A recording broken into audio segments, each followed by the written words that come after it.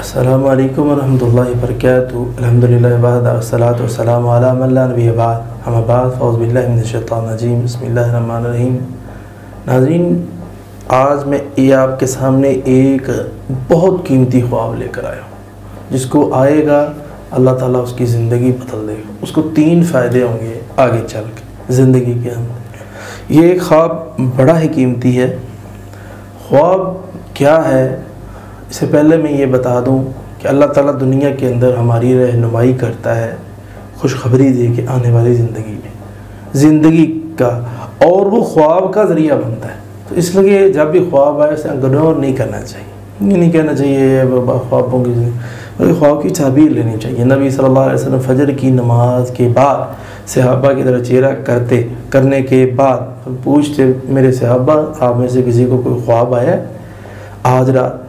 وہ بتایا جاتا ہے، اور کبھی اللہ کے رسول خود اٹھتے، فرمایا مجھے آج رات یہ خواب آیا ہے، تو آ کے بتاتے، اور صحابہ کرام بھی بتاتے۔ اور عبداللہ بن عمر کا مشہور خواب ہے جو نبی صلی اللہ علیہ وسلم کو بتایا گیا۔ اس لیے اگر خواب آئے تو اس کی تعبیر لینی چاہیے۔ اگر آپ تعبیر لیتے ہیں، اچھا خواب ہے تو وہ واضح ہوتا ہے، تو اس کی خوشی بھی ہوتی۔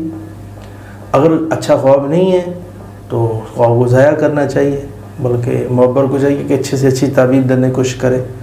اس لیے ایک خواب ایسا ہے جو کہ آپ کی زندگی کو بدل کے رکھ دے گا۔ خواب کے اندر انسان اپنی بیوی کے ساتھ صحبت کر رہا ہے، یعنی کہ اس کے حقوق ادا کر رہا ہے۔ یہ ایک خواب ہے، کتنا قیمتی ہے۔ اس کی تعبیر کیا ہے؟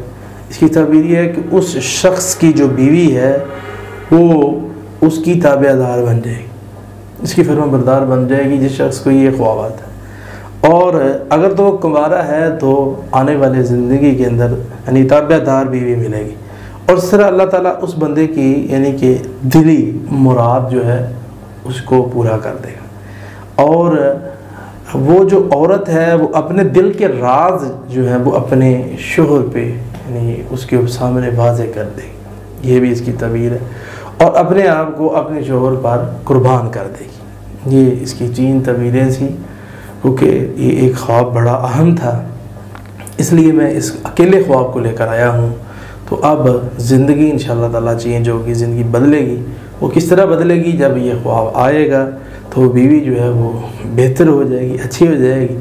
تو رسول اللہ صلی اللہ علیہ وسلم، عورت جو نیک ہے نا، جس بندے کے پاس نیک عورت ہے وہ دنیا جہان کا خزانہ ہے، اور جس کے پاس نیک عورت نہیں ہے، کیونکہ عورت ایسی چیز ہے جو بندے کو یعنی کہ غلط چیز پر بھی ابھار سکتی ہے، اچھی چیز پر بھی ابھار سکتی ہے۔ تو خواتین سے یہ درخواست ہے کہ اپنے شوہروں کو نصیحت بھی کرتی رہا کریں اور ان کو اچھی بات کریں۔